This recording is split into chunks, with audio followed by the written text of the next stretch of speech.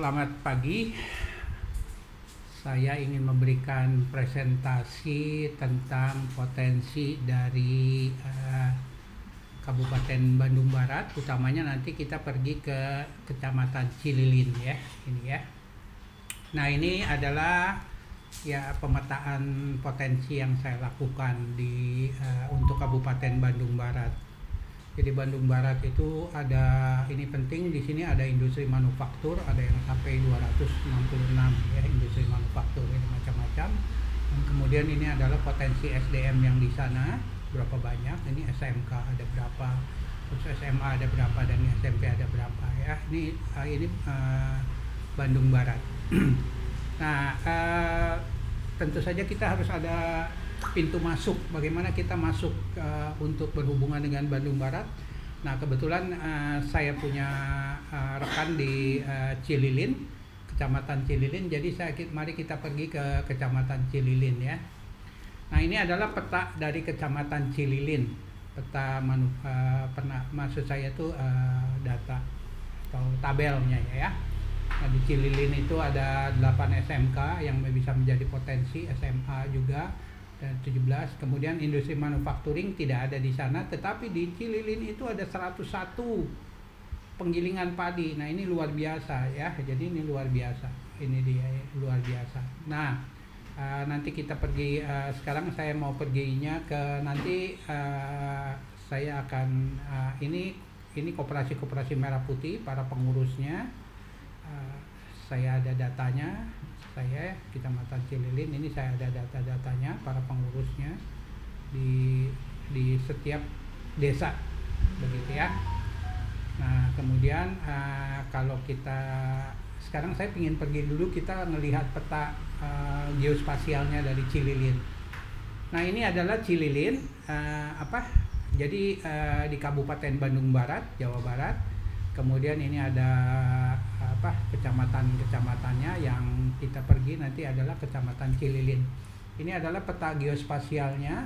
Nah, yang potensi sangat luar biasa karena jadi potensinya banyak sekali, karena ini potensi untuk wisata air barangkali ya. Nah, ini saya kasih lihat dulu bahwa ini adalah Waduk Saguling ya, Bendungan Saguling ya, ini Bendungan Saguling. Jadi di Cililin itu desanya itu dekat termasuk bagian dari Waduk Saguling ya. Kita lihat ya, ini Waduk Saguling. Kalau saya klik di fotonya, nah ini kan potensi sekali untuk jadi wisata ya. Ini Waduk Saguling, saya ini potensi dari waduk tersebut ya, potensi pariwisata maksud saya ya, atau barangkali juga perikanan ikan ya. Oke, ini tentang potensi letak geografisnya dari Cililin ya. Nah, ini adalah desa-desanya, desa-desa yang ada di Cililin tersebut. Nah, masing-masing ini kalau kita lihat, misalnya kita pergi ke sini misalnya ya, kita pergi ke sini, ini adalah Desa Karanganyar ya, Desa Karanganyar. Nah, ini potensinya juga luar biasa sekali di Desa Karanganyar ya. Ini banyak ada ini potensinya Desa Karanganyar. Nah, kemudian ini di sebelahnya sini ada desa, apalagi Desa Budi Harja gitu ya. Ini Desa Budi Harja, ini kemudian Desa Bongas ya. Desa Bongas, Desa Budi Harja. Nah, ini jadi ada 1 2 3 4 5 6 7 8 9 10 11. Jadi ada 11 desa ya. 11 desa. Nah, ini potensi sekali sebenarnya apa yang dihasilkan oleh desa ini, atau produk-produk gitu ya, atau komoditi itu bagus sekali bila dikolaborasikan dengan Jabodetabek.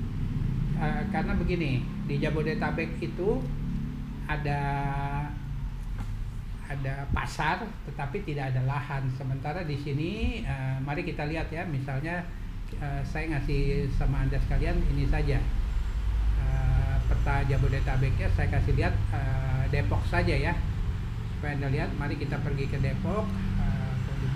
Nah, kita pergi ke Depok. Ini kota Depok. ya, kita Depok itu tidak ada gedung gede, dan kemudian Tajur Halang ya, tidak ada. Oke, mari kita lihat nih ke Depok.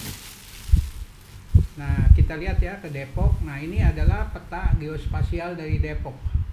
Nah, Anda lihat di Depok ini adalah para pelakunya, pelaku bisnisnya, artinya sebaran di Depok. Nah, Anda lihat di sini, kalau Anda lihat di Depok itu sangat sedikit sekali daerah-daerah yang masih kosong seperti atau masih hijau ya, dibandingkan dengan Cililin. Nah, sebenarnya yang baik sekali itu bagaimana potensi Cililin itu bisa berkolaborasi dengan Depok ini ya, karena Depok itu padat pemukiman. Jadi penduduk Depok itu statistik 2019 itu 2019 itu penduduknya 2,4 juta orang ya. Nah, bagaimana Cililin itu bisa mensuplai kebutuhan Depok gitu ya. Kalau kita kembali lagi ke Cililin. Nah ini kalau melihat jaraknya. Nah, yang bagus sekali, yang baik sekali dari Cililin dengan Depok itu ada kalau saya buka di sini jaringan rel kereta api. Mari kita lihat ya, Kodim.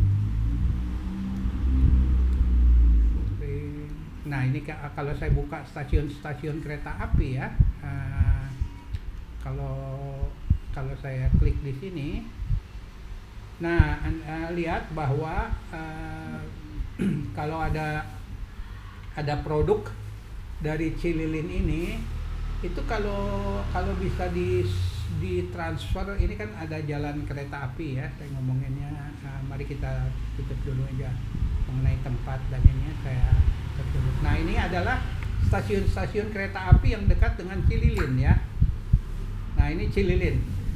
Jadi komoditi ini jika disalurkan atau dibawa melalui stasiun jalur KRL ini, jalur kereta api maksud saya,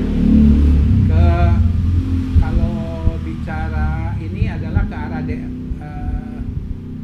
ke arah Depok gitu ya, atau maksud saya itu kalau dibawa melalui ke Bekasi, stasiun Cikarang ya, ada.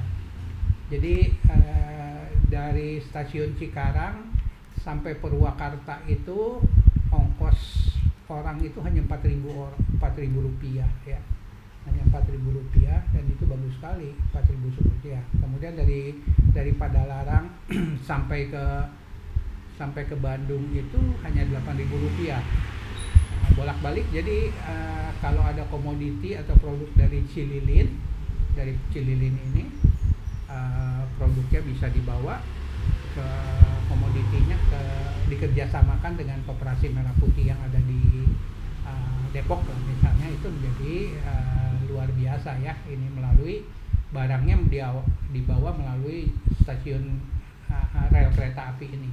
Nah, tentu saja barangnya itu harus di packing kecil lah ya, hand carry maksudnya, yang sekitar 40 kilo saja ya dibawa. Jadi anggap saja dari sini ada ikan gitu, atau hasil perikanan darat. Nah, bagaimana katakan saja misalnya ikan-ikan ini yang ada dari Cililin ini, dari desa ini, di setengah olahan, kemudian di pack di 40 kiloan dan kemudian dibawa ke Jabodetabek begitu ya. Nah, itu potensinya luar biasa. Jadi potensi Cililin ini bagus juga. Nah, untuk itulah Cililin itu sebaiknya berkolaborasi dengan Koperasi Merah Putih yang ada di Jabodetabek. Nah, gitu ya. Oke, apa saja sih sebenarnya yang bisa dibawa ke sana? Yang paling bagus itu, atau yang paling bagus itu, saya kasih contohnya di Karanganyar saja ya. Misalnya ini di Karanganyar ini ada 14 penggilingan padi. Ini di Karanganyar nih, 14 penggilingan padi. Nah, ini penggilingan padi yang ada di 14. Ini penggilingan padi. Sebentar, saya buka dulu.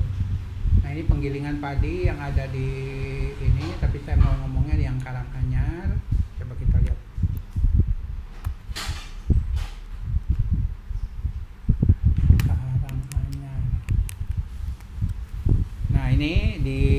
di Desa Karanganyar itu ada 14 nih koperasi penggilingan padi.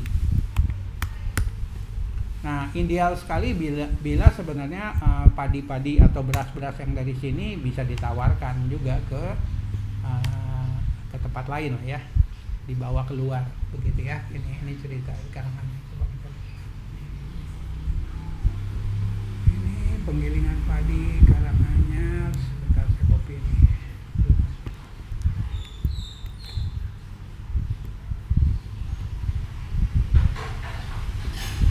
Nah, ini penggilingan padi yang ada di Karanganyar, begitu ya.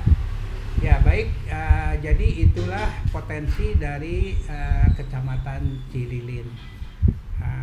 Terima kasih.